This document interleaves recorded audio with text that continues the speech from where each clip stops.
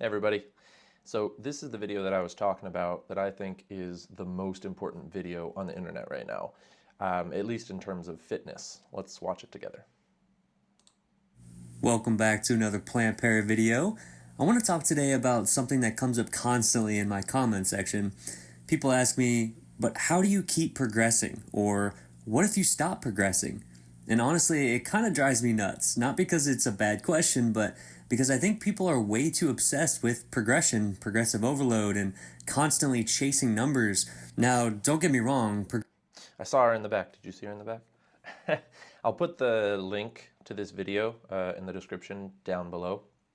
But yeah, just a few days ago, 2 days ago, I was talking about this, how it's just like you can't continue to move forward for your entire life.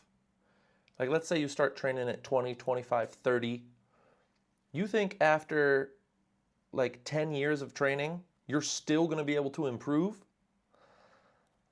You might be able to learn new things. Definitely. That's not even a maybe. So, like, maybe you started off with weights and then you learned about calisthenics and then you learned about rope flow.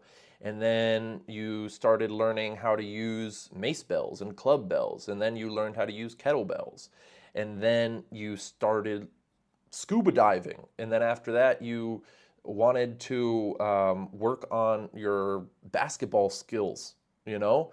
Then after that, you wanted to work on, you play more ultimate frisbee and you learn about the tactics and strategies. There's always going to be more to learn, but to progress, like, oh, I'm doing curls or I'm doing a squat and I'm squatting 100 kilograms. Okay, that means in 50 years, I'm going to be able to squat 500 kilograms. And then in another 20 years after that, I'm going to be able to squat 1,000 kilograms. No, no, no.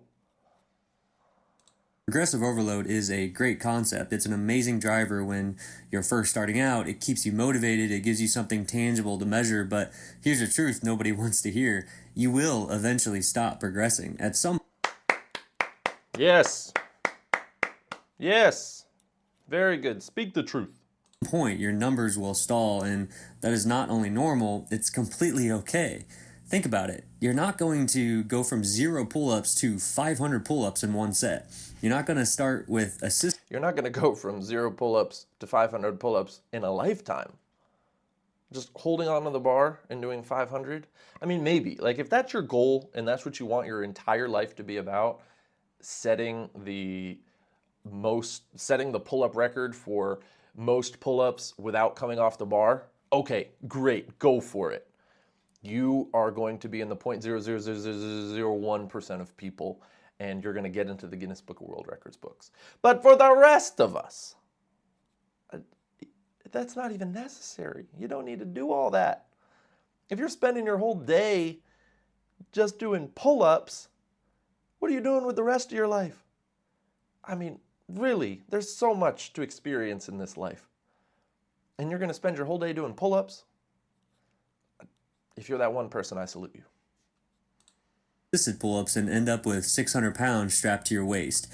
That's just not reality. At some point, the big jumps stop, the newbie gains fade, you settle into your long term capacity, and you know what? That's fine. That's actually a sign that you've built a solid foundation. For me, I've been stuck, if you want to call it stuck, around 12 or 14 strict pull ups for a long time. I'm not sitting here depressed thinking I can't hit 20 or 30. I'm content with it because I know my form is dialed in, and to me, that's just as valuable as adding more reps. This is where I think people go wrong. Good points, right? Good points. Another thing, I've been thinking about different standards for fitness. And I'm probably going to make another video. Maybe it'll be on my Instagram. You can check out my Instagram below, about realistic standards for people. Not for people in the fitness industry, for people who just want to live long, healthy lives, long, healthy, quality lives. Just until the day you die, you know, you're moving, you're grooving, you're doing what you want to do. So I've I've really been mulling over this and thinking about it, and what are some actually good standards, not some crazy standards that people have. Look at this. Let's look at fitness standards.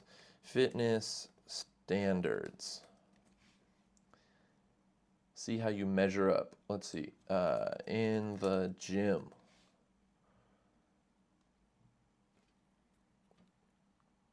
Where is it? Dead hang, 2 minutes. Squat, 2 minutes. Farmer's carry, 2 minutes. Deadlift, the equivalent of your body weight for 10 reps. Like crazy things. Like, how much should I be able to bench press? And the bench press, I don't even know why we have that as a standard. Like, it puts your shoulders in this weird position. Like, when do you push like this? Like, if somebody's coming, if you're fighting somebody and you push them, you're not like, or you're fighting two people and you push like this. Like, you're pushing like this. Like, when do you ever, like, fighting? This is my fighting stance. Let's look at this. Let's see. Bench press standards for men and women. Beginner, 103 pounds. Oh, weight. Where's the body weight ratio? Oh, okay, here we go. Because it depends on your body weight, right? If you're a beginner, half of your weight. If you're a novice, 75% of your weight. Intermediate, your weight, 1.25 times your weight. This is not necessary. This is not necessary. All right, let's keep going. They think if they're not adding weight or reps every week, they're failing. They think if they plateau, the workout suddenly has no benefit. But that couldn't be further from the truth. Exercise is not only about adding more plates or doing more reps. Exercise is about what it does for your body, your mind, your health. It's about better nutrient partitioning. You eat more, you handle food better. It's about joint health, bone health, heart health. It's about stress relief, mental clarity, energy throughout the day. You don't lose those benefits just because you didn't beat last week's numbers. Here's another thing I think people forget. That's true. It's a journey. There is no destination with fitness. This is something that I had a realization about, I don't know, 4 or 5 years ago, which I wish I had this realization back in, when, 2010, 2011? Because I had just completed my first full 3-month training program. And I was just like, what do I do now? I just do it again? Like, I was not prepared to get to the end. I was just like, what? I just have to do this for the rest of my life? What the heck? Yeah. So just think about that. Like, how old do you think you're going to live till? Like, how old do you want to be? Do you think dying at 80 is good? Do you think dying at 90 is good? 100, 110, 120? You're trying to live as long as possible, but that's not really a concrete number. So just think about that. Like, what is your concrete number? How old do you want to live? And how old are you right now?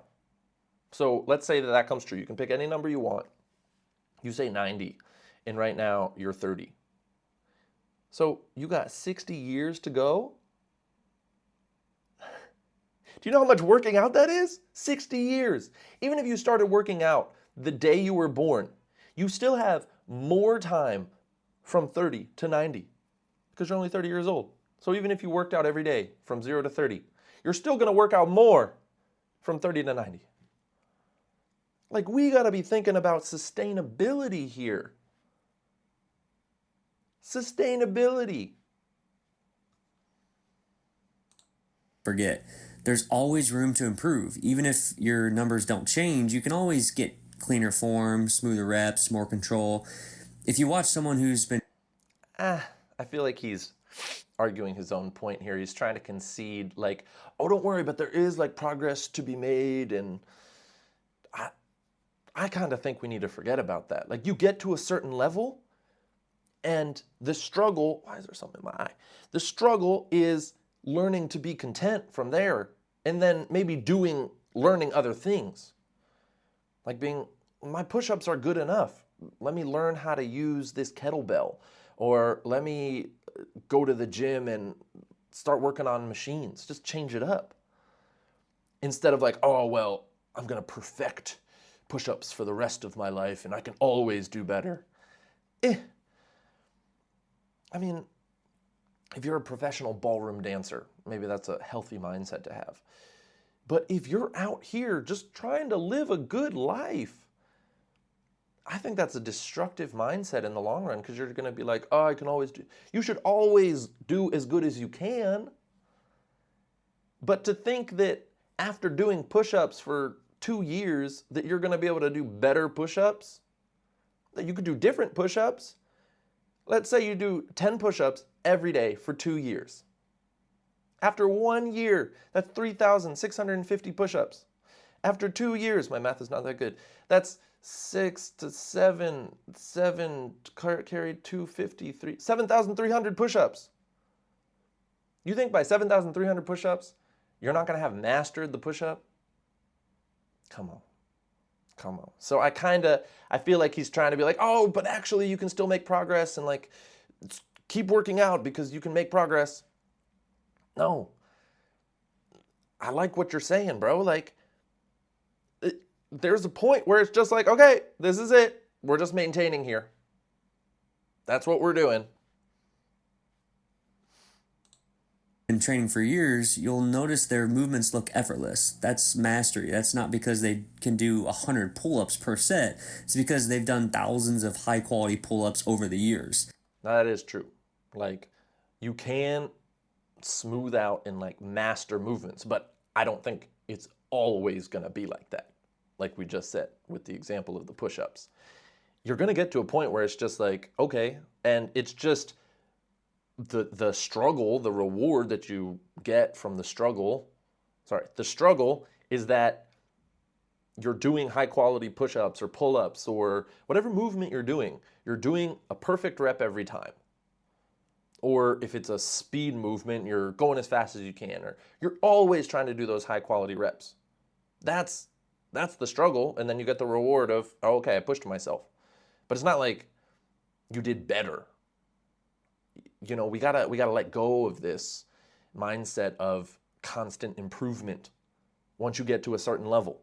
Now, if you're just starting, you probably got 2, 5, 7, 10 years of progress ahead of you. But if you've been working out for a while, like, let it go and think about sustainability. Think about longevity. So instead of obsessing over whether you're at 12 or 15 reps, ask yourself, how's my form? Am I truly controlling the movement? Could I slow it down, hold the stretch, eliminate momentum? That's progression too. That's not progression. That's just a different way to do the rep depending on what you're working on. I'm sure he knows this. He's just speaking off the dome, you know. So I don't fault him at all for that. But no, I don't think I mean, slowing down is a demonstration of control, yes, but it's also going to work the body in a different way. So you could say that that's a different movement. You know, a slow, if you take 4 seconds to go down, hold for 2 seconds, and then take 4 seconds to go up, that's a different push-up than just this. You're doing different things. You know, so I would call that a different movement, a different intention, which is what I'm talking about. There's always different things to do, different things to master, different things to make progress on. But if you're talking about the 4 second down, 2 second hold, 4 second up push up, and you do that for over 7,000 reps, you're going to be immaculate at that type of push up. So yeah, no, it's just a different thing. It's just a different kind. This is the big point I want to drive home. At some point, you need to learn to be content. You need to step back, look in the mirror, and realize how far you've come. If you've gone from 0 pull-ups to 10 strict pull-ups, that's amazing progress. If you've built muscle, gotten stronger, improved your health, you've already won. There's this myth that you always have to keep pushing for more, and if you don't, you're lazy or failing. But that's just not true. You can still get incredible benefits by maintaining your strength, maintaining your physique, and putting in consistent high effort. Think about it like this. The goal isn't to become Superman. The goal is to be strong, capable, and healthy for your entire life. And And I think we're just going to leave it there. If you want to watch the rest of the video, which I do recommend you do, just check out the link in the description below. All right. Peace.